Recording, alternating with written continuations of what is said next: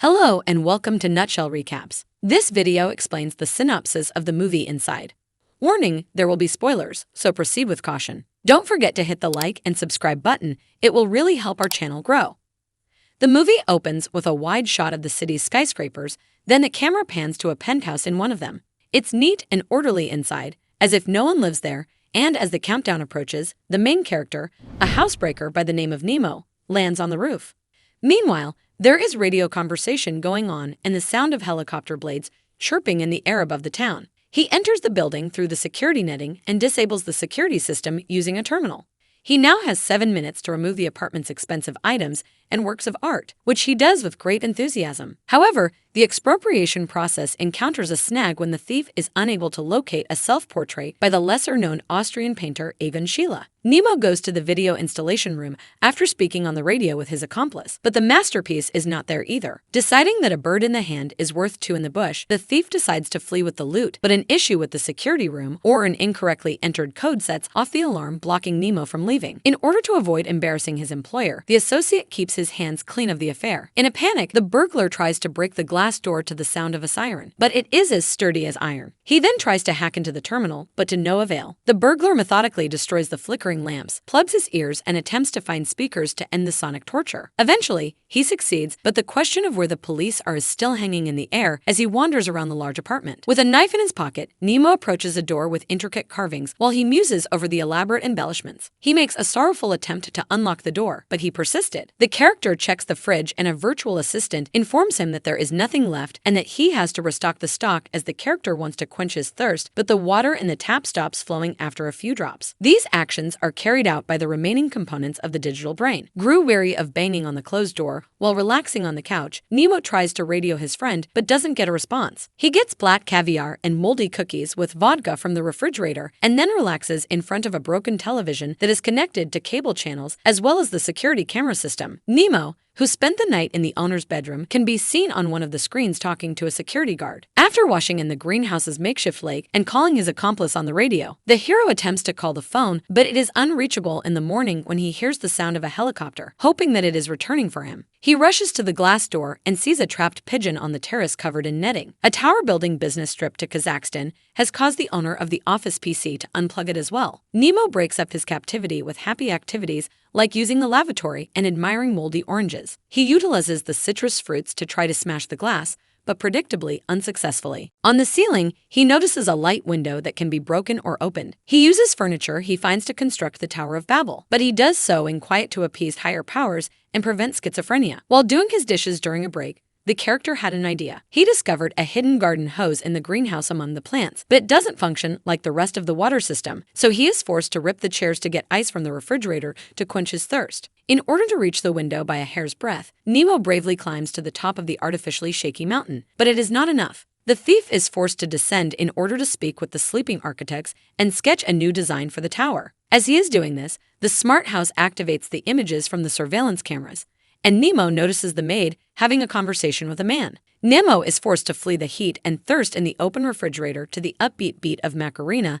that the house automatically turns on as a reminder that the temperature is too high. When she finishes her lunch and leaves, the frustrated man walks over to the broken control panel, trying to set it a little cooler, but he has other problems besides the temperature setting. He is running out of food, and his attempts to open cans without a can opener results in a cut on his hand. Later, Nemo is forced. After tearing up the canned food by nightfall, he strengthens himself and notices that the pigeon on the porch is hiding under a tree from the rain, unable to find its way out of the netting trap. The next day, using the object of art as a chisel, the hero opens the freezer where the supplies meat and canned dog food are stored. Just then, he hears the noise of pouring water. The sprinkler in the greenhouse is automatically turned on. He runs to it to have a drink while he can and lie under an improvised shower. The prisoner of the penthouse continues to search for a way to escape by tearing down curtains and turning beds upside down. Although the Salvation Tower still sways like a drunken sailor in a storm, Nemo manages to climb up to the window on the ceiling,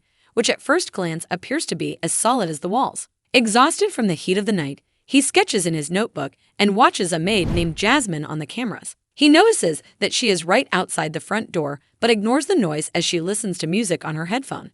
The next morning, water and air fill the bowls the man carefully left out. He gently pours the harvest into a bottle to last another day or two. When the thirst issue has been resolved, even the intrusive Macarena is no longer as annoying. Nemo does not immediately notice that the smart home has switched the climate control to a cooler mode. The hero rejoices at the gusts of cool air, but does it cautiously, realizing that anything can be expected from the broken piece of iron. After gathering some strength, Nemo starts to look around the rooms of the large flat he has not yet looked over. Breaking a vase in the process, he uses the shards of protective glasses, rags, and obscene interjections. Having thus secured himself, the hero climbs up the tower and starts chiseling the window frame. The next day, Nemo is talking to himself while he prepares a meal to dispel the silent ennui that weighs down his brain with uncomfortable hopelessness. Later, while eating lunch, he observes the local workers through the cameras, talking to them like old buddies. In the process, the man sees Jasmine talking to some guy disassembling the window frame, comes down to an iron nut that can't be removed with anything that Nemo has. Nemo brightens his evening by emerging from a telescope to view the sprawling city. Beyond his reach, out to her behind the impenetrable glass, as the temperature slowly drops, the thief tries to fix the control terminal, but as fruitless as his other endeavors under the changed conditions, he is even forced to sleep covered in a blanket rather than in what the Terminator goes back in time days, pass in the monotonous chiseling of window frames and watching the staff of the apartment complex through cameras. Languishing in loneliness and boredom, Nemo even engages in conversation with a pigeon that has become stuck on the other side of the glass. He requests that the bird fly to the park for assistance, but the bird is unable to locate the hole that it flew in through. Nemo also edits the pictures on the wall in the 5th grade spirit for amusement, giving the characters glasses and horns. Later, after breaking into a wardrobe, the hero finds a hidden wall behind the wall. He discovers Sheila's concealed self-portrait in it, along with a rubber puppet of the home's owner that appears to be buried there and has a book on its chest that turns out to be a copy of William Blake's The Marriage of Heaven and Hell, which was reportedly created by the poet himself using the hidden rarities. Taking the stashed rarities, Nemo returns to the apartment where he notices a dead pigeon, a companion in misfortune. In the evening, he sees Jasmine resting on the landing in front of the door, but all the noise he makes does not get through the thick door. Failing to reach her, the hero doomfully goes to bed. He dreams that he's at an exhibition hosted by the owner of the apartment. He meets him as a friend. They talk about Sheila's paintings, but Nemo is distracted when he notices Jasmine among the guests, while the other guests act as faceless extras whose faces are hidden in the darkness. In the monstrous penthouse prison, as dawn breaks, Nemo destroys a chair and painstakingly carves a wrench-like object out of the leg to unscrew the nuts holding the glass in place. As his host proclaims his doom, Nemo moves farther and farther away before wandering up the shimmering staircase in the darkness towards his awakening. The plan is obviously a failure because the Terminator is stronger than Pinocchio and the iron simply snaps the wooden tool. Out of frustration, hunger, and a profound sense of moral dissatisfaction, the captive takes a fish out of the aquarium and eats it. Unsure of what else to do, he then starts drawing with charcoal and making jokes to amuse himself on the concrete walls. When that becomes monotonous, he makes a more complex wrench, and this time the knot breaks before the tool does. A few fasteners that are keeping Nemo from his eagerly anticipated liberation are able to be unscrewed by Nemo. The black and white painting the hero paints on the wall grows larger as time goes on. The number of legs on the chairs decreases. The hero has less food, and so on. The thief who voluntarily enters this prison also constructs a man-made altar where he sleeps each night before being unscrewed, signifying his laborious journey and path to liberation. Together with the drawing on the wall dot, they form a single composition. After a while, the climate control system switches back to heating, bringing on the heat. Nemo slowly destroys the fragile ecosystem. Forced to make a toilet in the desiccated pool, the sewage system does not work due to the lack of water. From continued hopelessness, he engages in throat singing, dressed in a strange costume, is found from the dulling monotony of everyday life. The man loses his vigilance after unscrewing another nut from the window. He suddenly loses his balance and falls off the tower. He was 2 nuts away from being rescued when he collapses and breaks his leg, exhausting his last supplies. An injured Nemo watches as brightly colored flowers bloom outside the window. The man turns to look and sees Jasmine, a girl in uniform, standing next to the TV as if she had stepped off the screen. Jasmine comes over and sits down next to him, but she never makes physical contact with him. The reason for this funny platonic attitude is plain and simple. The visitor is only an idea created by the hero.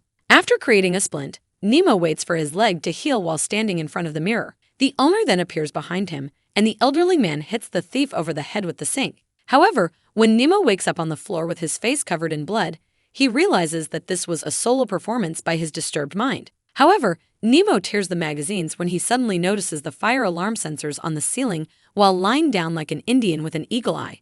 As Mr. Toomey, the Langoliers' victim, is being torn to pieces, into thin grabs his magnifying glass. It is conceivable to retrace the steps of prehistoric man and create fire thanks to the principles of physics, the sun, and curved lenses.